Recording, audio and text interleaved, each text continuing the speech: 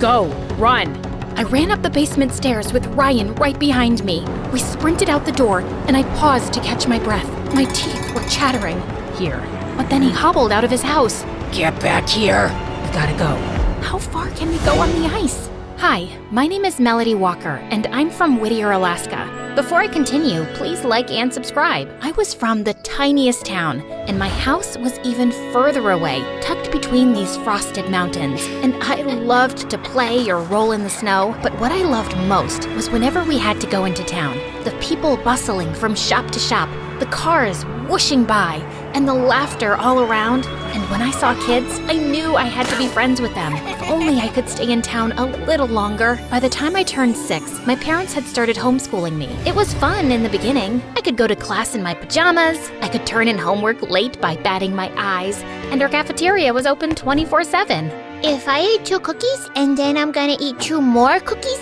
That's too many cookies. But when I would watch TV or a movie, well, school looked totally different. I had no desk, no detention, and of course, no dances. I complained sometimes to my parents, so they did everything they could to cheer me up. We would play hide and seek or a game of chicken, a modern family one, or become anchors of our own imaginary show. My dad even tried to teach me to waltz, but I only crashed into 1 or 2 vases. Still, it felt like maybe I was missing something. Like I had no one to give my friendship bracelet to or ask me to the prom. And when I was 15, my life took a sudden turn. My dad got a promotion, so we were moving to the city. And I was ecstatic. I can finally have friends and maybe a boyfriend like MSA. But it wasn't that easy. I wish there was a handbook for high school. I had so many questions. How do you get in line for lunch when the crowd never ends? And where do you sit in class? Why do all these kids leave that wobbly chair for me that keeps bumping me in the back? Soon, I felt like I wasn't fitting in, but I wasn't a quitter. So I remembered how kids would act on TV shows or movies, and I tried the same with Amy, who was sitting next to me. What are you doing? Oh, you gave the right answer, so I thought I'd... No, we don't high five. What are you, 10? And it got me. Alone during lunches, alone during class, and alone during dances. Maybe I wasn't cool, but maybe if I was smart, I would finally make some friends. So I posted my tests with an A+ on my locker and on my Instagram stories. Neither worked. And then I did something I shouldn't have. Mrs. Smith, didn't you want to pass out that quiz before class was over? You can guess what's next.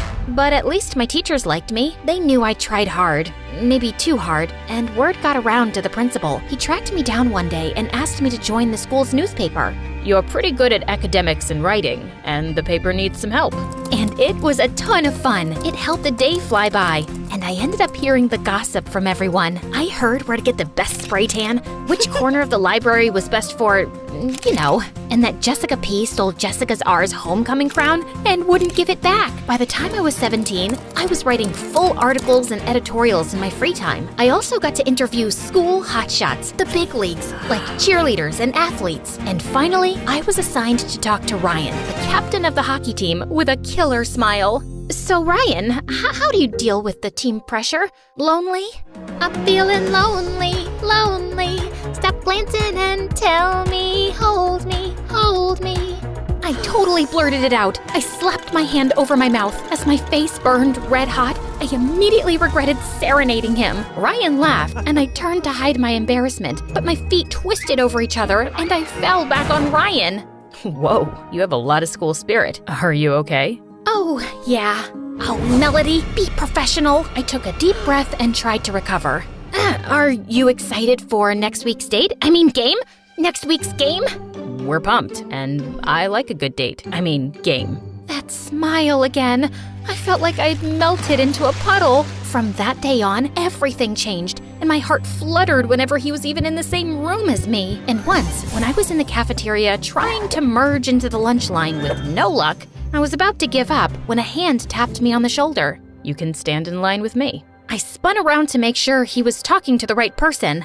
Yes, you. Everyone gets feral at lunchtime. It felt like everyone had disappeared, and it was just him and me. I couldn't think of a single word to say, but spit it out. I believed you, I'm so stupid. I I cringed at myself, but Ryan just laughed. Could this be the start of something? And then one day, as I was washing my hands in the bathroom, I saw Amy crying in the corner. I went to put my arm around her for a hug. What is wrong with you? Don't touch me. I'm sorry, you looked so sad. Amy rushed out of the bathroom and ran into the principal. It is way past the bell. Where's your hall pass? She's with me, sir. Is she? I'm interviewing her for, a story about the new tater tots. He angrily shuffled around the corner. Thank you. You didn't have to do that. That old man, he's a weirdo and always yelling and ranting and would love to give attention to everyone. Well, it seems like you were having a tough day.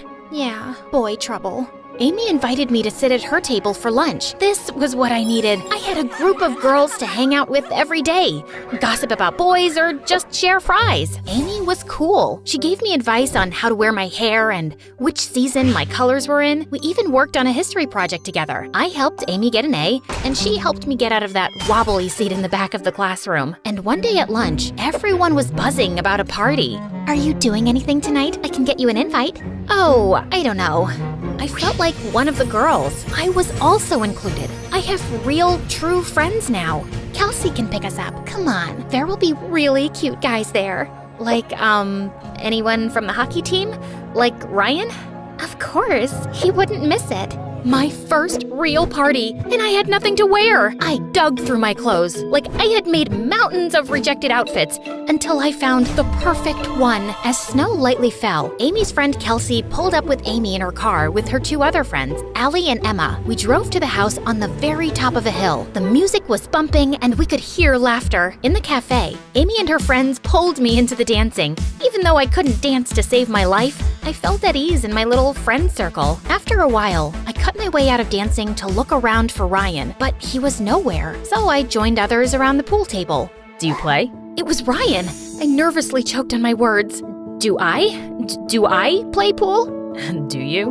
No, I don't. But I could. That doesn't seem too hard. Did I do this right at all? Yeah, not quite. First of all, you hold the cue stick in the other direction. The other direction. I knew I was missing something.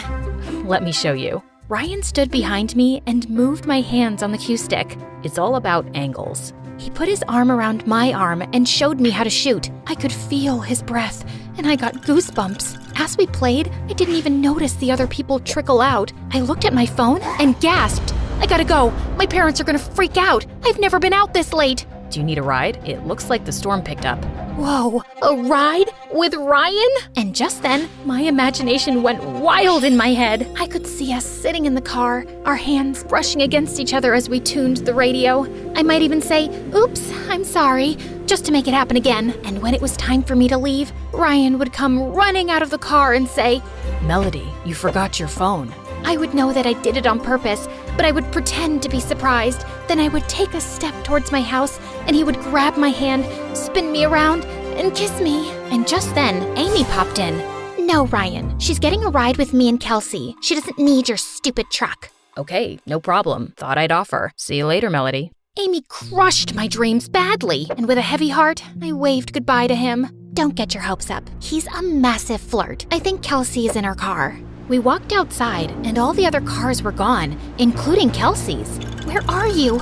I don't have any service. The wind had picked up and was whipping around us. Everyone tried their phones, but with no luck. I shuffled up back to the cafe, but the lights were out. This door's locked. We've got to do something before we turn into icicles. There's another house just down the way. We can go there. It's closer to town, so we'll probably get reception. Probably. The four of us waddled down the street in our dresses, slipping and sliding as the snow whirled around us. We arrived at the front door and knocked.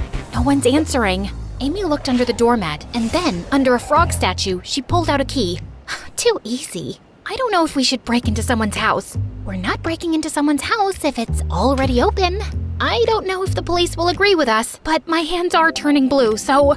We crept into the house. It was small and creaky and smelled like an old wet towel. Let's see if they have chips. I walked past the mantel and looked at the owner's photos. The face looked familiar, but I couldn't place it. I could hear whimpering noises coming from the basement. You guys, you hear that? I opened the basement door, slowly made my way down, and found crates and crates of puppies. But they looked hungry, and I could feel that I would be their next meal. The basement door slammed shut. I ran up to the door, but it was locked. Amy? Ellie? Emma? Hello? I pushed as hard as I could, but the knob wouldn't budge. I was left alone for hours, out in the rural parts when there wasn't any cell service. I was so scared, but somehow I gathered myself, and I remembered there was one number that could get through. Hello, 911? What's your emergency? I'm locked in a basement, and I can't get out. A door slammed, and I knew the owner of the house must be back. A bad feeling crept into my stomach.